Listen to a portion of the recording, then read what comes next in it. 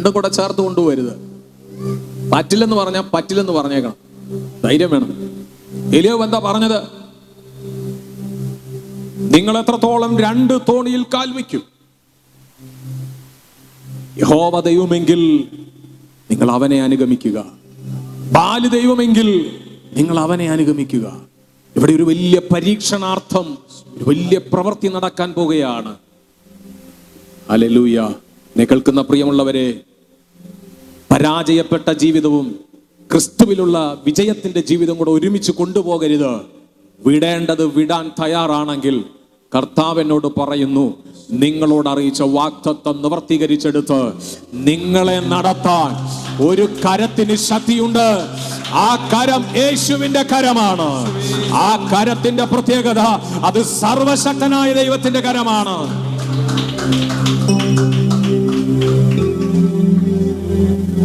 ഇവിടെ നാം മനസ്സിലാക്കുമ്പോൾ, സത്യദൈവത്തിന്റെ മുൻപിൽ ഒരു അത്ഭുതം കാണണമെങ്കിൽ ഒരു വലിയ തിരഞ്ഞെടുപ്പ് ആവശ്യമാണ്. ഒരു വലിയ തിരഞ്ഞെടുപ്പ് വേണം. അതുകൊണ്ടല്ലേ ഏലിയാവ് പറയുന്നത്, നിങ്ങളുടെ മുൻപിൽ ഒരു ചോയ്സ് വെച്ചിട്ടുണ്ട്, ഏത് തിരഞ്ഞെടുക്കണമെന്ന് ഞാൻ പറയത്തില്ല, നിങ്ങളത് തിരഞ്ഞെടുത്തോ. ഇതല്ലേ ഏലിയാവ് പറയുന്നത്? അല്ലേ?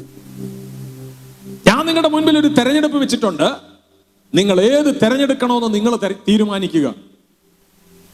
ഈ കാലത്തിലും ദൈവം അങ്ങനെയൊക്കെ തന്നെ ചെയ്യുന്നത്. ആമേൻ. രക്ഷിക്കപ്പെട്ട് കഴിഞ്ഞാൽ പിന്നെ പ്രിയമുള്ളവരെ, നമുക്കൊരു പുതിയ ജീവിതമുണ്ട്, അല്ലേ? അത് നമ്മുടെ യേശുവോടൊത്തുള്ള ജീവിതമാണ്. അത് ദൈവവചനപ്രകാരമുള്ള ജീവിതമാണ്. അത് ദൈവവചനത്തിൽ മാത്രം കേന്ദ്രീകരിച്ചുള്ള ഒരു ജീവിതമാണ്. എത്ര പേര് അറിയുന്നുണ്ട്? ആമേൻ. ഞാൻ ഇന്ന് ദൈവസന്നിധിയിൽ ഇരിക്കുന്ന പ്രിയമുള്ളവരോടും പറയുന്നു, ദൈവത്തിന് നിങ്ങളെക്കുറിച്ച് വലിയ പദ്ധതികളുണ്ട്. നിങ്ങൾക്ക് വേണ്ടി ഇന്നും പ്രവർത്തിക്കുവാൻ ശക്തനായ ഒരു ദൈവം നിങ്ങളോട് കൂടെ ഉണ്ട്. പക്ഷെ ദൈവം വചനത്തിലൂടെ പറയുകയാണ്, രണ്ട് തോണിയിൽ കാൽ വെക്കരുത്. ഇത് പകലൊന്ന് തീരുമാനിക്കാൻ പറ്റുമോ നമ്മുടെ ജീവിതത്തിൽ? കർത്താവേ, അങ്ങന്റെ ജീവിതത്തിലുണ്ട്, അങ്ങോട്ട് കൂടെ ചേർന്ന് അങ്ങയുടെ ആത്മാവിൽ ജീവിക്കുവാൻ ഞങ്ങൾക്ക് കൃപ തരണമേ. പകലൊന്ന് ഏൽപ്പിച്ചു കൊടുക്കുവാൻ കഴിയുമോ? ഈ പകലൊന്ന് ദൈവസന്നിധിയിൽ തീരുമാനമെടുക്കാൻ കഴിയുമോ?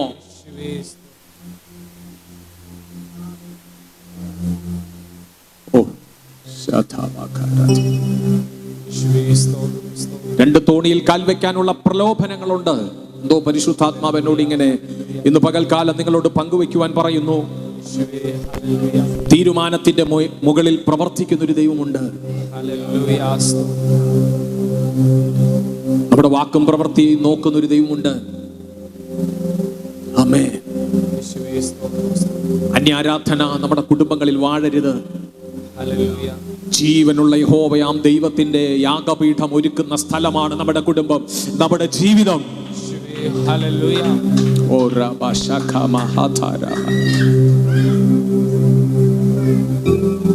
നോക്കിയാട്ടെ, ദൈവത്തിന്റെ സന്നിധിയിൽ ഒരു തിരഞ്ഞെടുപ്പുണ്ട്. തിരഞ്ഞെടുപ്പ്. ഞാൻ അടുത്തൊരു വാക്യം നിങ്ങളെ കൊണ്ട് വായിപ്പിക്കാം. നിങ്ങൾ പ്രാർത്ഥനയോടെ ശ്രദ്ധിക്കണം. ഈ വാക്യം ഇന്നത്തെ മെസ്സേജ് നിങ്ങളുടെ ലൈഫിൽ കേട്ടോ അടിസ്ഥാനമായി ഇടണം. ഇന്നത്തെ ഈ മെസ്സേജ് ആത്മീയ ജീവിതത്തിന്റെ അടിത്തറയായിട്ട് നിങ്ങൾക്ക് നിങ്ങളുടെ ലൈഫിലേക്ക് ഇടാൻ കഴിഞ്ഞാൽ വലിയ അനുഗ്രഹമാണ് നിങ്ങളുടെ ജീവിതത്തിൽ. ഹല്ലേലൂയ. യേശു പറഞ്ഞൊരു വാക്കിലേക്ക് നമുക്ക് വരാം. മത്തായിയുടെ സുവിശേഷം 12-ാം അധ്യായം 30-ാമത്തെ വാക്യം പറയുകയാണ്, എനിക്ക് അനുകൂലമല്ലാത്തവൻ എനിക്ക് പ്രതികൂലമാകുന്നു, എന്നോട് കൂടെ ചേർക്കാത്തവൻ ചിതറിക്കുന്നു. നോക്കിക്കേ, ദൈവത്തിന്റെ വചനം പറയുന്നത് എനിക്ക് അനുകൂലമല്ലാത്തവൻ ആണോ?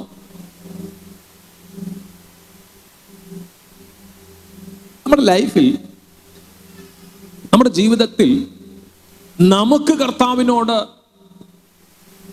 രണ്ട് തോണിയിൽ കാൽ വെച്ചാലും, നമ്മുടെ ലൈഫിൽ രണ്ട് തോണിയിൽ കാൽ വെച്ച് യാത്ര ചെയ്താലും കർത്താവിന് കുഴപ്പമില്ലെന്ന് നമുക്ക് തോന്നാം.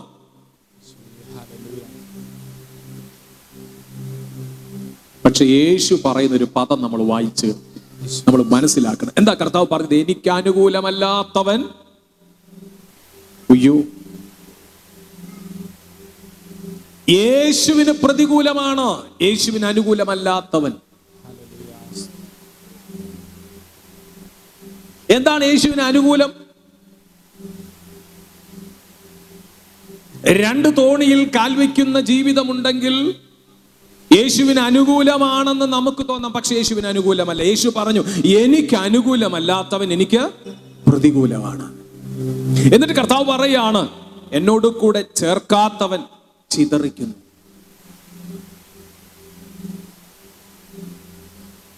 അതൊരു അനുഗ്രഹമല്ല. അതുകൊണ്ട് തന്നെയല്ലേ ഏലിയാവിന് ഉറക്കെ പ്രഖ്യാപിച്ചു പറയാൻ പറ്റിയത്, നിങ്ങൾ എത്രത്തോളം രണ്ട് തോണിയിൽ കാൽവയ്ക്കും യഹോവ ദൈവമെങ്കിൽ അവനെ അനുഗമിപ്പീൻ, ബാലെങ്കിലോ അവനെ അനുഗമിപ്പീൻ എന്ന് ഏലിയാവിന് പറയേണ്ടി വന്നത്.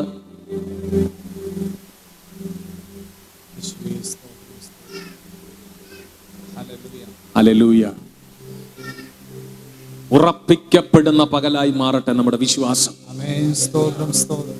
നമ്മുടെ അനുഗ്രഹത്തെ തകർക്കാൻ, നമ്മുടെ അനുഗ്രഹത്തെ തടയാൻ പിശാച് കൊണ്ടുവരുന്ന ആ പ്രലോഭനങ്ങളിൽ ഈ പകൽക്കാലം ഒന്ന് വിടുതൽ പ്രാപിക്കുവാൻ ദൈവസന്നിധിയിൽ നമുക്ക് ഏൽപ്പിച്ചു കൊടുക്കാം. ഇല്ല പിശാചേ, നിന്റെ പ്രലോഭനങ്ങളിൽ ഞങ്ങൾ പെടുകയില്ല. കാര്യം ഞങ്ങളുടെ ജീവിതത്തിൽ ഒരുവൻ ഞങ്ങൾക്കുണ്ട്, ഞങ്ങളുടെ ആത്മീയ ജീവിതത്തിൽ ഞങ്ങൾക്കൊരുവനുണ്ട്. അത് യേശുവാണ്. ആ യേശു ഏക രക്ഷകനാകയാൽ ഞങ്ങളുടെ ജീവിതത്തിൽ അവനെ അനുഗമിക്കുവാൻ ഞങ്ങൾ ഞങ്ങളുടെ ജീവിതത്തെ സമർപ്പിച്ചത് കൊണ്ട് ഞങ്ങൾ രക്ഷിക്കപ്പെടുന്നതിന് മുൻപുള്ള പഴയ ജീവിതവും പുതിയ ജീവിതവും കൂടെ ഒരുമിച്ച് കൊണ്ടുപോകുവാനുള്ള ശത്രുവിന്റെ പ്രലോഭനങ്ങളിൽ നിന്ന് ഞങ്ങൾ വിടുതൽ പ്രാപിക്കുവാൻ യേശു ക്രിസ്തു ഞങ്ങളോട് കൂടെ ഉണ്ട്. ഇന്ന് പകൽ ഈ ദൈവവചനത്തെ നെഞ്ചോട് ചേർത്ത് പിടിച്ച് പറയണം, ഞങ്ങളുടെ പടകിൽ ഒരുവനേ ഉള്ളൂ, ഞങ്ങൾക്ക് പടകൊന്നേ ഉള്ളൂ, അത് യേശു ഉള്ള പടകാണ്.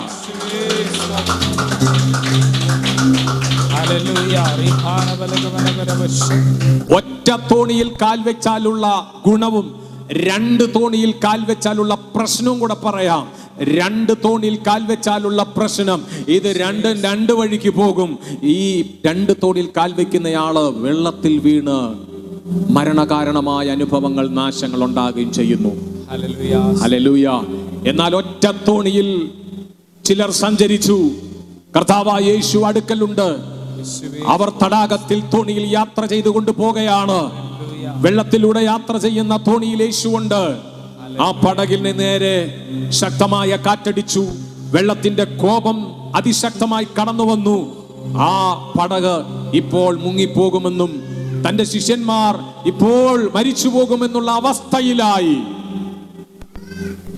ശിഷ്യന്മാർ നിലവിളിച്ചു, നാഥാ, ഞങ്ങൾ നശിച്ചു പോകുന്നതിൽ നിനക്ക് വിചാരമില്ലയോ?